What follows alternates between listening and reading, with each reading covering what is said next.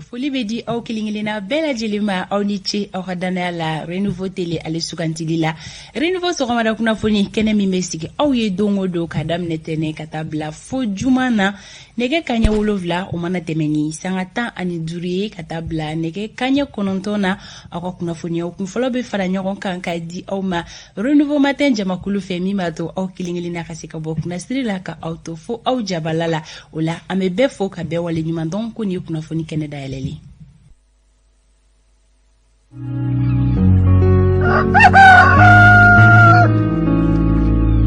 ka wuli kɛbagaw an ka foli bɛ aw ye maa minnu bɛ yen nɔ ko olu sɔgɔlen no anw na u ka sokɔnɔnaw la don o don an mana sigi ni kɛnɛ kan an bɛ aw fo minnu sera u ka baarakɛyɔrɔw la ka ban an ka foli belebeleba bɛ aw bɛɛ lajɛlen ye maa minnu fana sɔgɔlen no anw na bɔlɔlɔ siraw fɛ a mana kɛ a sira fɛn o fɛn ye an ka foli bɛ aw bɛɛ lajɛlen ye kɛrɛnkɛrɛnnenya la Renouveau FM Renouveau Télé page sanfɛ an bɛ an ka abonné kelen-kelenna bɛɛ lajɛlen fo lamɛnbaga jamakulu an tɛ ɲinɛ aw fana kɔ sabula aw fana bɛ soli ka wuli sabati don o don ka sɔgɔni jɛmukan in na walasa ka se ka kunnafoniya cari Mali dugumisɛnninw fara a dugubaw kan bɛɛ lajɛlen ka damakɛɲɛya kunnafoniya ko ale na sira fɛ o yɔrɔ la Renouveau FM lamɛnbagaw aw ni sɔgɔma foli bɛ olu ye sabula olu de bɛ jɛmukan in cari YouTube sanfɛ maliden minnu bɛ kɔ kan olu kelen-kelenna ka se ka a sɔrɔ an ka foli bɛ bɛɛ lajɛlen ye bi ye alamisa ye décembre kalo tile 30 san 2021 sɔgɔmada in na aw nisɔndiyalen bɛ aw bisimila i n'a fɔ don tɛmɛlenw na wa an tɛgɛkɔrɔla falen don kunnafoni sɛgɛsɛgɛlen dɔrɔn de la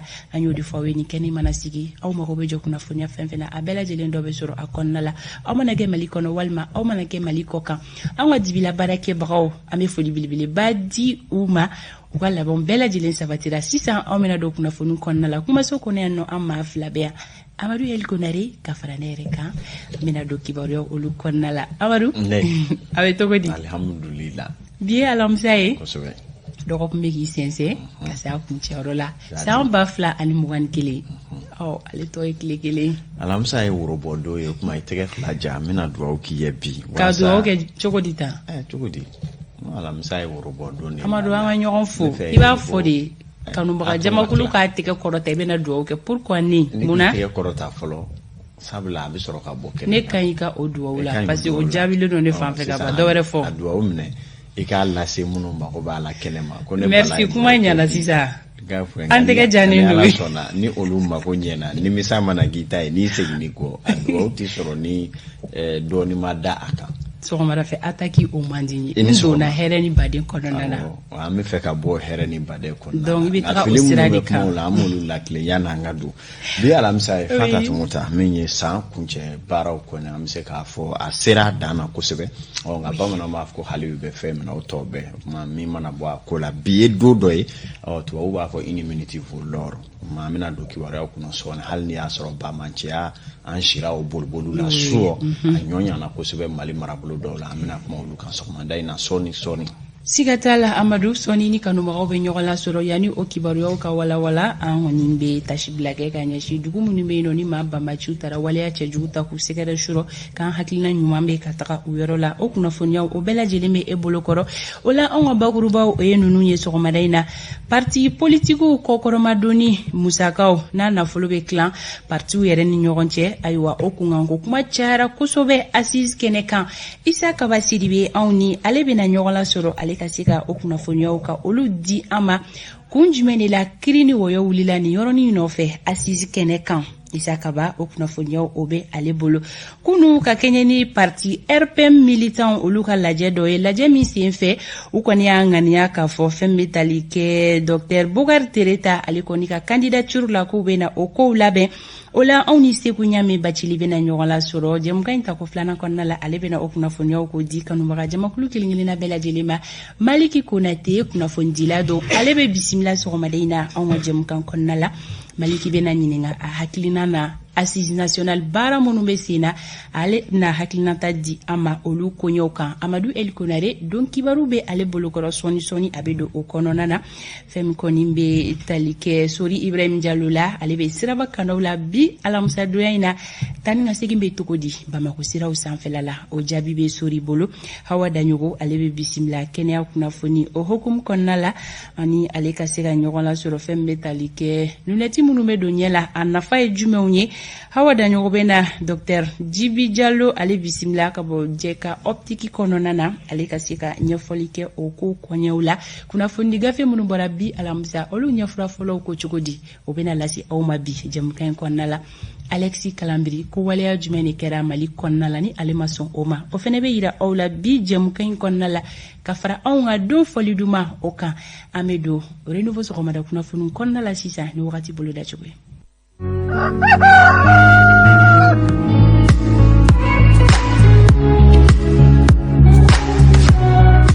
Sankolo o bena jɛya Mali marabolo kelen-kelenna bɛɛ lajɛlen kɔnɔna la fo nɛnɛ fiɲɛ bena ci an ka marabolo kelen-kelenna bɛɛ lajɛlen kɔnɔ nka fiɲɛ fanga o tɛ bonya kosɛbɛ i n'a fɔ ladalako la Mali kɔrɔnfɛ marabolo ka fara camancɛ marabolo kan bi tilega in na ko olu ka yɔrɔ jan filɛli min b'a daminɛ kilomɛtiri 6 ka taa 9 na ko gɛlɛyaw bena na don o filɛliw la ka sababuya kɛ gɔngɔnbulon ye tilega in na tile bɔta hakɛyaw olu cogoyaw ye ninnu ye Kayikaw olu ta bi jɔ digiri 36 la Kulikoro ani Sikaso olu ta bɛ kɛ 35 ye Segukaw ka fara Mopti kan olu ta bɛ kɛ digiri 33 ye Tombouctou ani Gao olu ta bɛ kɛ 31 ye Kidalikaw olu ta bɛ jigin na digiri 28 na Menaka marabolo kɔnɔna na tilega in na olu ka bi tile bɔta hakɛyaw olu bɛ kɛ digiri 30 ye Tawudeni olu ta bi jɔ digiri 28 na Bugunikaw olu ta bɛ kɛ 35 ye Kucala olu ta bi jɔ 34 na Kitakaw olu ta bɛ kɛ digiri 35 ye Nyoro ani Nara olu ta bɛ kɛ 33 ye Douanzan olu ta bi jɔ digiri 31 na Sankaw fɛ yen nɔ bi tilega in na olu ka tile bɔta hakɛya o bɛ kɛ digiri 34 ye Banyangara olu ta bi jɔ 32 la Joyila olu ta bɛ kɛ digiri 34 ye Bamako district kɔnɔna la Sankolo o bena jɛya fɛn bɛ tali kɛ fo nɛnɛ fiɲɛ la o bena ci min kɔni fanga bɛ se ka bonya wagati ani wagati bi tile journée kɔnɔna la o la yɔrɔjan filɛli min b'a daminɛ kilomɛtiri 6 ka taa bila 9 bɔɲɔnko la ko gɛlɛyaw dɔɔni mina na don olu filɛliw la bi ka sababuya kɛ gɔngɔn ci bi tilega in na tile bɔta hakɛya o bɛ kɛ digiri 34 ye Bamako district kɔnɔ Bamako na lamini sɔgɔmada in na kɛnɛ cira nɛgɛ kaɲɛ 6 o tɛmɛlen ni sanga 53 ye tile bɛna bi nɛgɛ kaɲɛ 18 ni o tɛmɛna ni sanga 15 ye wagati bolo da cogo nin ye i n'a fɔ ladalako la an bɛ fɔlɔ k'a di aw ma renouveau matin kɔnɔna la a kun ye aw kelen-kelenna ka se ka aw ta ni aw bila dɔn aw ka tile journée kɔnɔna la ko ala ka bi alamisa tile hɛrɛ di bɛɛ lajɛlen ma ko bɛɛ lajɛlen k'i bisimila ko kura sabula don kibaru ale kɛnɛ bɛna dayɛlɛ sisan Amadou El Konare fɛ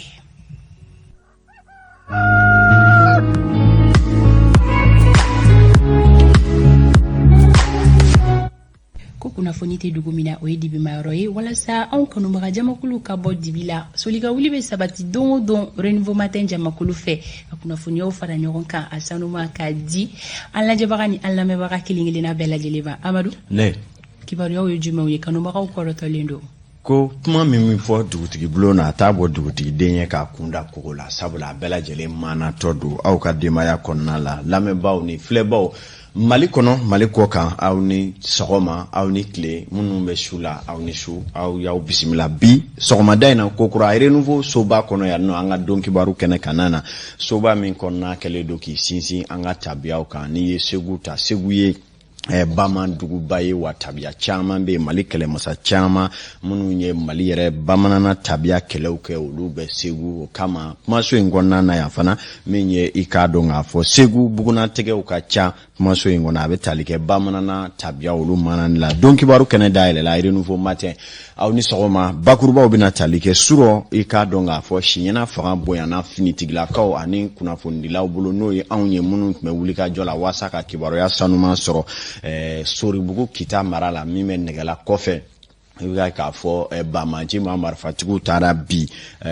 min ye jini kungo lakanabaw jabala min bɛ Soribugu kibaruya kunfɔlɔ y'a jira k'a fɔ maa 2 ni tora ko da fɛ kelen o ye k'a dɔn muso lasirilen ye min tun taara baro la i k'a dɔn a balimamuso fɛ ka fara chauffeur kelen kan kibaruya kunfɔlɔ o bɛ tali kɛ olu la o kɔfɛ fana min y'an bɛna kuma o kan kungun ni ɲɛɲɛ ye min ye o bɛna di aw ma sisan dani no an ka don kibaru kɔnɔ n'o bɔra an bɛ taa ɲanakaw fɛ yen i k'a dɔn yen fana jugu marifatigiw taara tasuma bila ye finitigilakaw jabala fanana ma kɔni buneli ko kuma ma mɛ o ko la fɔlɔ nga o taara ni bolimafɛn kelen ye kɔfɛ kibaruya dɔw y'a yira ko yira kungo kɔnɔ nga min'o bɛɛ jateminɛw farabasiya di aw ma ka fara mobili minnu jinna ani cɛni minnu kɛra ko la ɲɛnakaw fɛ an bɛna kuma o kan sɔgɔmada in na yanni o bɛɛ lajɛlen cɛ fitirimagwɛn waati nara finitigilakaw fana yuguyugura ni bamanjiw ye marifa jugu tun bɛ minnu bolo o tun ye ka mugu jugu don an ka cɛdenw ɲɛ sɔrɔdasi naani olu ni binaw ko la an bɛna kuma o fana kan sɔgɔmada in na don kibaru ale kɛnɛ kɔnɔ bingali misɛnnin minnu bɛ yan ni sɔrɔdaso y'u jeni yɔrɔ fin cogo minnu na nin bɛɛ bɛna walawala sisan olu kɔfɛ kibaruyaw la duloma dɔ fana ye an y'a fɔ kunungo ko dugukolo ko mankan gwanlen don nin waati na an ka jamana kɔnɔna la kɛrɛnkɛrɛnyana Kati mara la a bɛ fɔ yɔrɔ min ma ko Sirakɔrɔ Ɲare ani Ntegedo Ɲare baden dugu fila ko dugu kelen Sirakɔrɔ Ɲare o ye Ntegedokaw sigi nka gwanlenw ni ɲɔgɔn cɛ min yɛrɛ bɛ ka tribunal kɔni sira bulen don nin waati na jalaki bolo kɔni sɛbɛkɔrɔ sinen don Jalakɔrɔji mairie la kunun an sera ale yɛrɛ fana ma k'a ɲininka ko ɲɛw la min ye kamanagan min bɛ Sirakɔrɔ Ɲarekaw dala i k'a dɔn u ye u ka nisɔngoya kan minnu fɔ an bɛna olu lamɛn sisan dani nɔ sanga kɛra 30 ye nɛgɛ 7 kan kibaruyaw don cogo ye nin ye a y'aw bisimila an bɛna walawala aw ye.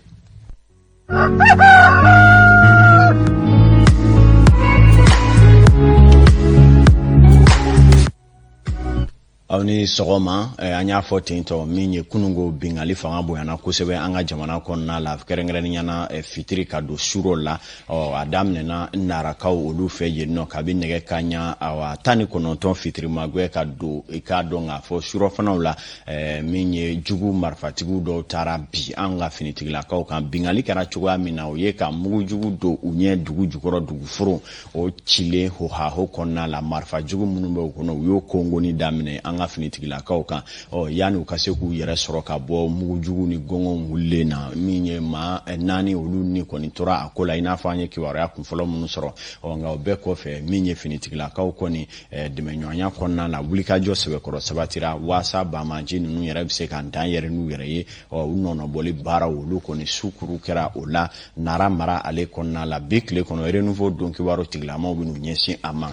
wulikajɔ kadara kɔnɔ an bɛ dugawu don kɛ ala ka hinɛ tɛyanlenw na ka bɔ narakaw fɛ teliyala kana Kita mara la kɛrɛnkɛrɛnnenyana Kati ale ni Kita ni ɲɔgɔn cɛ nɛgɛla kɔfɛ dugu min bɛ yen n'u ko a ma Soribugu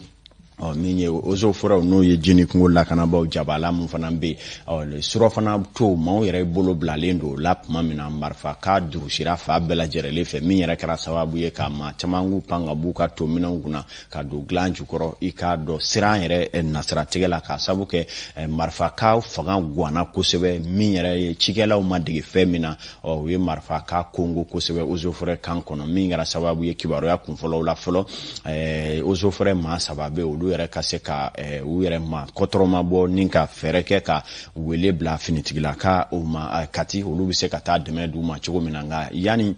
finitigilakaw bɛ se jatew y'a jira k'a fɔ musolaka dɔ b'o min ye musola sirilen ye ale tun taara ozo fɛrɛ kan kɔnɔ waasa ka se ka taa foli bila a balimamuso la ka hakili falenw ni baro mankan kɛ o kɔni kɛra sababu ye ale ni tora ko dafɛ ka taa se mobili bolila dɔ ma n'o ye chauffeur ye k'o fana ni tora a la o ye kibaruya kunfɔlɔw ye an ye mun sɔrɔ hali ni y'a sɔrɔ an sɛgɛnna wulikajɔw la sabula dugu su kun janfara dɔɔni ka se ka kibaruya laki ka sɔrɔ finitigilaka minnu bɛ terrain kan a ko kɔnɔ nka bi tile kɔnɔ a ko tɔw bɛ bugunatigɛ dɔn nka Soribugu ka fara nɛgɛla mara kan olu nisɔndiya ni fɛn min o ye wele bilara finitigilakaw ma yɔrɔnin min na Forsate ka fara min gendarmerie brigade min filɛ Kati olu ka cɛdenw kɔni taara teliyala min kɔni yɛrɛ jara maaw ye ka kɛ ni u welela waatinin min na u donna yen nɔ kɔni sɔɔni y'a sɔrɔ u ka fɔ la u tun bɛna taa tɛgɛ da bamaci ninnu kan ka u kɔni ye u tɛmɛna n'u yɛrɛ y'u ka motow la k'u kunda Kita kan waati damadɔ kɔfɛ kibaruya wɛrɛw y'a jira k'a fɔ u tɛmɛtɔla Kita donda la u ye mugu wuli yen fana pɔsu la ni ka tɛmɛni u yɛrɛ ye min ye kibaruyaw kɔni dugu jɛra ka sɔrɔ an ma kibaruya sɔrɔ ni tɛgɛ sera ka da u kan ni maa sugu jumɛnw don olu ka se ka latigɛ nka k'aw ladɔnniya k'a fɔ ninnu bɛ kibaruyaw sɛmɛnciya k'olu tiɲɛtigiya kibaruya minnu b'a jira k'a fɔ bawule kungoda min bɛ i k'a dɔn nɛgɛla kɔfɛ maraw la bamajiw kɔni kɛn bɛ ka ɲaga da ye min ye wulika jɔ ka kɛ ka se ka kungo kɔnɔna in fura k'a jɛ n'o tɛ waati ni waati u bɛ bali ka foyi kɛ ni ka sirada maaw ye walima ka taa mugujugu ci an ka finitigilakaw sigilen na ka tɛmɛ ni u yɛrɛ ye motow kan wa ko maa tigɛ da min na renouveau cɛdenw bɛ soli ka bɔ baaraw kɛ a kan waasa bi tile kɔnɔ a bɛ se ka kibaruya la k'i k'a sɔrɔ waati kelen fana na ɲanakaw fɛ yen k'a dɔn Buguni ka taa Sikaso mara la jugu fana taara garaw kɛ yen fana gendarmerie jabala min bɛ min kɛra sababu ye ka tasuma don sebe danga mobili mun bɛ olu la ni sebe danga ka mobili ni ko salo ka taa ni u ye kibaruya dɔw y'a jira su javali ko kɔni yɛrɛw ko kungo kɔnɔ ka u ye tiɲɛni kɛ maa ni ma to o la ɲɛnakaw olu fɛ yen nɔ hali ni y'a sɔrɔ maa dɔw b'a la ka kibaruya fɔ ka dama tɛmɛ bingani nasiratigɛ la k'a dɔn tiɲɛni kɛra gendarmerie jenini na tasumaw donna ye maa y'u kunda Karankaso ani Bilenjo yanfa kan kilo 22 ni ɲɛna ni ɲɔgɔn cɛ i n'a fɔ kibaruya kunfɔlɔw fana y'o yira cogo min na min ma bɔ ko fana na bi tile kɔnɔ renouveau ka kibaruya ɲininaw bɛn'u baara bɛɛ waasa k'a la k'i ka ɲini ka di aw ma ka brebe a bɛ ka fɔ ka dama tɛmɛ cogo mun na ni ka kɛ ni lagosili ye olu ka bɔ a la kibaruya ka kɛ lakika ye sɔɔni fana min ye kibaruya finitigila ka ɲɛma minnu bɛ yen olu fana bɛna lasɔrɔ renouveau kunnafonidilaw fɛ waasa a bili hakɛ min ye o ka di maaw ma ka jatigɛw bɔ a ko olu kɔnɔ k'a yira aw la k'a fɔ nin ko in kɔni kɔnɔ bingali fanga b'a la ka bonya nka bingali sugu mun don i n'a fɔ an y'a fɔ ten jateminɛ ba min bɛ o ye k'a fɔ juguw tun bɛna garaw kɛ an ka cɛdenw na ka kan kɛ u sago n'u dɔngɔ ye o kɔni dabila la pewu a bɛ waati jan bɔ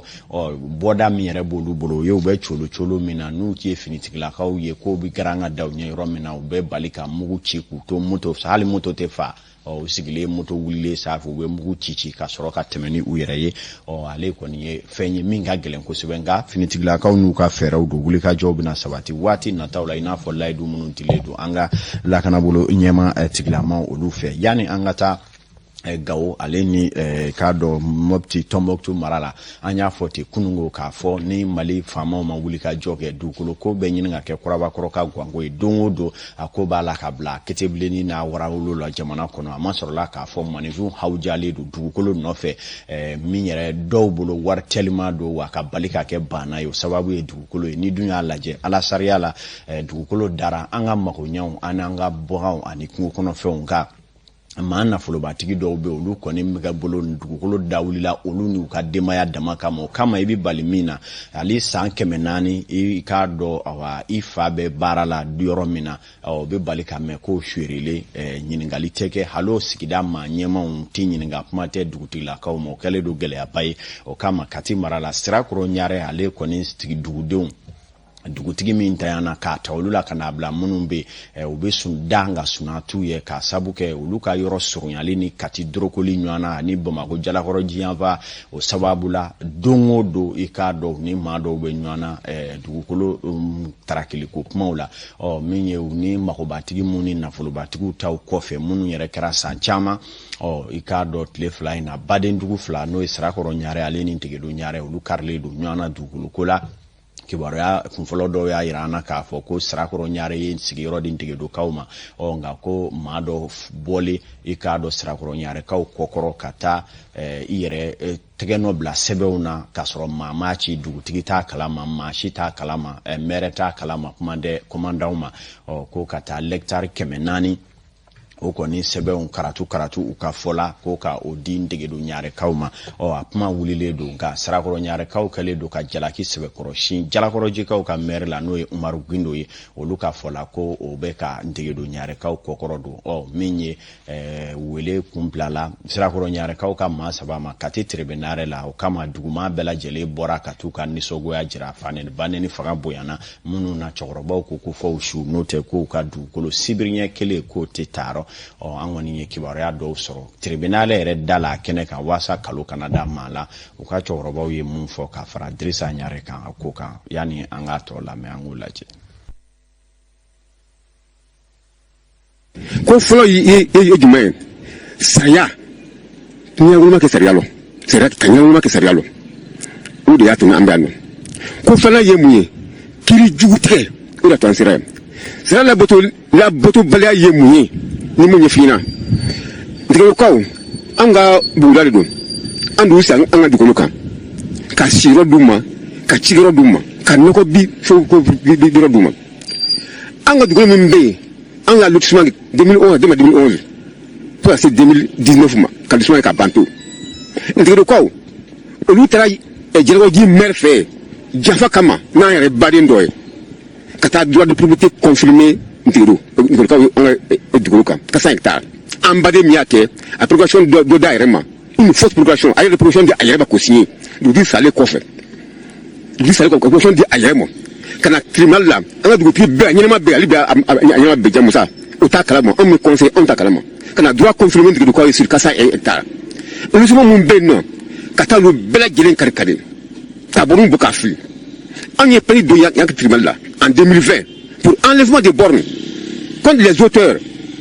u ye enquête di ka mɔgɔw ma u ye anw lamɛn ka ntigidokaw yɛrɛ lamɛn mais kiiri min na yan tribunal la o kɛra bannen pewu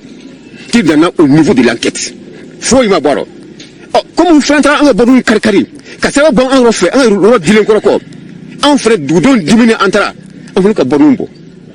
an ka bornes bɔ bornes bɔlen u nana plainte kɛ u ɲɛnamɔgɔ dɔw kan han u ye mɔgɔ minnu ta olu tun tɛ yɛrɛ kan u nana plainte kɛ mɔgɔ dɔw kan n'o ye Dirisa Kalifa ani Musa Amadou Dia plainte k'olu kan ka di tribunal la olu de wele don bi an nalen bɔ o kungo de la donc o ye n'a sɔrɔ sira bɛɛ lakɛ a kɛcogo la k'a bɛ boli bɛɛ kan a bɛ fɔ Mali la ko nul n'est au-dessus de la loi n'o ye tiɲɛ ye fɔlɔfɔlɔ min kɛra olu kɔn ka wele k'aw lamɛn ni ko bɛ kɛ k'u ka ko la an bɛɛ lajɛlen ko dɔn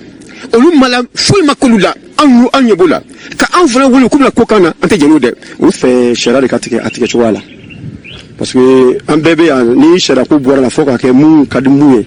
o k'o kɛ ye bon hakili la jamana tɛ suma o kama an bɛ sariya tigɛ ko ɲuman de nɔfɛ. Jalakɔrɔji maire ale de bɛ mɔgɔ ninnu kɔkɔrɔ ni sera sɔsɔ baara ninnu na binkani bolo ma pour que ka se ka mɔgɔ ka dugukolo ndarako la donc o prévu ye jumɛn ye a nana ka na don dugukolo ninnu na sisan ka lotiseli daminɛ mais lotiseli kɔnɔ a ye sariya sɔsɔ fan bɛɛ fɛ kɔrɔ maire droit tɛ maire bolo a ka lotissement kɛ cogo si la ka sɔrɔ a ma tɛmɛ sariyaw fɛ sariya min ye gouvernement ka sariyaw ye n'o ye plan ka approuvé ka immatriculé état fɛ ka sɔrɔ k'a yamaruya k'a tigɛ ka mɔgɔw sigi a kan donc a nana o sariya sɔsɔ baaraw de daminɛ kosa in fɛ a nana kɛ mankan ye ntigidenw ɲare ani saraw ɲare ni ɲɔgɔn cɛ préfet mun bɛ Kati ani Arona Jara don a ye lettre ci a ma le 19 novembre 2021 ko a ka baara jɔ k'a bɛ lotissement min na a tɛ ka kɛ sariya fosi kɔnɔ a y'o jaabi k'ale tɛ lotissement la ko ale b'a la ka régularisation de kɛ préfet tilala ka lettre filanan ci a ma tuguni le 3 décembre 2021 k'a yira la k'a fɔ ko a bɛ ka baara min kɛ a k'a jɔ sariya fosi t'a bolo a bɛ ka insister k'o baara de kɛ toujours donc sirakɔrɔ ɲarekaw fana tɛna jɛn n'a ye k'a fɔ u fa dugukolo k'o bɛ taa ta mɔgɔ fɛ k'o du sariya so kɔnɔna na sariya fosi tɛ o tɛ bɛn cogo si la 1 mètre carré a tɛ ta an ka dugukolo la ni sariya ko don an bɛ sɔn mais sariya sɔsɔ ni binkani bolo ma an tɛ sɔn donc tribunal k'a ka baara ka kɛcogoya la anw ye fɛn min ye anw ɲɛ na tribunal la a taa nimisi wasa wa a tɛ mɔgɔ jigida Mali tribunal kan plus précisément Kati. tabarikala nin ye sirakɔrɔ ɲarekaw ka hakilinaw ye minnu na u ye jalaki sɛbɛkɔrɔ bi jalakɔrɔjikaw ka maire kan min ye o kama kunnafonidi yɛrɛ kadara kɔnɔ an wulila ka taa jalakɔrɔji mairie fana na ka taa monsieur le maire ɲininka le comment le pourquoi ani a explication a ka se ka ɲɛfɔli kɛ maaw ka se ka faamuya sɔrɔ a kan jalakɔrɔji maire Umaru Gindo ale fana ye min fɔ jaabila ko ninnu kana na an ka mun filɛ. Ne ɲɛna kuma caman bɛ fɔ maire ma de ye min fɔ moi je ne sors pas ala de b'a dɔn ne bɛ min kɛ n k'u ma fana n ko hali n'aw gagnera aw ye hakɛ dɔɔni di aw balimaw ma aw ye hakɛ dɔɔni di fɛn ma n y'a fɔ préfet yɛrɛ n k'u ka hakɛ dɔɔni d'u ma pour que dɔrɔn parce que baara kɛra a mɛnna yanni olu fana ka na ni kɔlɔlɔ wɛrɛ ye u k'a ɲɛnabɔ o cogoya la ne hakili o hakilinata de ye ne fɛnɛ u ye ɲɔgɔn sama sama u taara brigade de chose la o bɛɛ la ne ma wele don kelen de ne wele la préfet fɛ ko mankan bɛ yɔrɔ la ko ne ka mankan bali n ko ne t'o kalama ne ma géomètre ta dugu de ye géomètre ta ma huissier ta dugu de ye huissier ta u bɛ taa piquetage kɛ u ye n lakodɔn ne fana y'i lakodɔn sariya y'o de fɔ o bon ne fana y'o sariya de batu mais yɔrɔ bɛɛ la u ko Gindo de taara u ka yɔrɔ minɛ ne bɛ t'o minɛ cogo di n bɛ copie d'i ma i bɛ taa n'a ye ala sago i sago i bɛ taa exploiter i bɔtɔ la yan n b'a d'i ma i bɛ taa n'a ye ni nkalon don ni tiɲɛ don i b'a dɔn u taara médiateur fana fɛ médiateur ko k'a bɛ ministre interpeller o de ye nin ka yɔrɔ ka d'u ma halisa aw balimaw n'aw ma se ka bɛn ne bɛ se ka mun kɛ jugement min kɛra tribunal administratif la o de filɛ nin ne kɔni u bɛ baga ma dɔrɔn parce que je suis tutelle du village wajibi de don n fana t'u ka intérêt tiɲɛ et puis n ko kuma ɲɔgɔnya ka don kuma bɛɛ fɔr'u ye u bɛ taa u bɛ mɔgɔw su u bɛ taa baaraw kari est ce que o ka kan ka kɛ tabarikala min ye k'a dɔn k'a fɔ Umaru Gindo ale ka ɲɛfɔliw ye nin ye dakurunya kelen n'i ye kumaw lamɛn i b'a ye k'a fɔ baden minnu bɛ yen ko mana gan cogo cogo ka ɲɔgɔn faamu badenya na o nafa ka bon ko in na kosɛbɛ sabula olu bɛ k'u jigi da hali kiri ni faama tigilama minnu yɛrɛ kan olu kɔni kɛlen don k'u lajɛ i n'a fɔ bɛnbaliya bɛ baden dugu fila ni ɲɔgɔn cɛ o kuma a ka kan bulon kɔnɔ sigi yɛrɛ nasaratigɛ la ni badenma ninnu ka sigi ka ɲɔgɔn faamuya bonya kɔnɔ waasa ka se ka mankan bali cogo min na nka o bɛɛ kɔfɛ fɔ jamana faamaw k'u jɔ u cɛ jɔyɔrɔ la dugukolo ko ɲɛnabɔli nasaratigɛ la n'o tɛ foyi tɛ ɲɛnabɔ kama an ye maa dɔw ka hakilinaw sɔrɔ minnu ye maabakɔrɔw ye dugukolo ko yɛrɛ tɔɲɔ bɛ minnu kan kabi san 100 yirika olu yɛrɛ fana ye cikan kɛrɛnkɛrɛnnen jɛ k'o labɛn k'o lase jamanakuntigi Asimi Goyita n'a jɛw ma bi Malikura ko ale nasaratigɛ la kibaruya tako filanan kɔnɔ sɔɔni an bɛna olu lase aw ma ka kɛ ni waati janfali ye an bɛ baara kunfɔlɔw sonsɔrɔ ya fɔlɔ Fanta Tumota yani ɲɛ kɛnɛ ka bɔ kɔrɔ tilebibaa ni kɛnɛ ka wagati ale de wagati ye ni mun sumana ka di maki don kibaru ta ko fɔlɔ Amadu tun ye nin ye k'i fo i ka baara kɛ cogo ɲuman na nɛgɛ kanɲɛ 7 sanga 45 an bɛ taga Sori Ibrahim Diallo ale fan fɛ Sori bɛ Bamako sira kanaw la ka wele nɛgɛ kanɲɛ 5 a bɛ jateminɛw la bi sɔgɔmada na taa ni ka segin ye jumɛn ye Amadu an bɛ wagati min na i ko sisan kunnafoni kan ka kɛ min ye k'an sinsin fɛn min kan o ye k'a fɔ an bɛ san labanw na siraba matarafabagaw ko bɛɛ lajɛlen ka taga dɔɔni o de ka kan nka o mɛn da ye mɛn tigila ye Sori Ibrahim Diallo kɔnɔni ka pan tigi bolo Sira Kamara anw ka nɛgɛ kɛrɛfɛtigi don a lajɛ ni Sori bɛ da la i ka bila ka don